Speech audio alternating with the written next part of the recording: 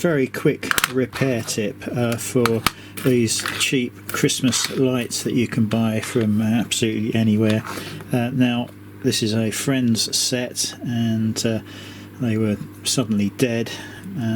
Batteries were indeed flat, so I've changed the batteries, but they were still dead after changing the batteries, and I was going through the wiring bit by bit, and they would flicker on and off. So I was pretty convinced her dog had perhaps chewed through one of the cables, but I found no damage.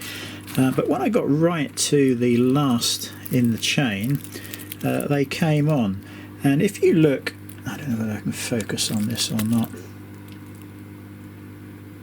where they've chopped the wire, you could see I've now cleaned this up, but there's two wires there that have been cut. Obviously they do these a certain length, cut the wire at the end there, and then, you know, start a new set in the factory.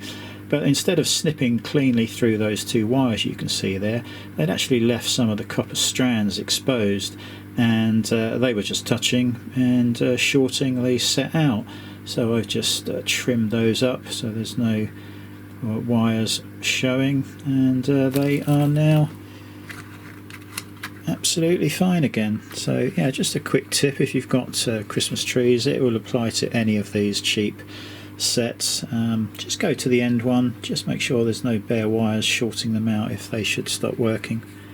So yeah, customer will, or the friend will be very happy to get these back, I'm sure.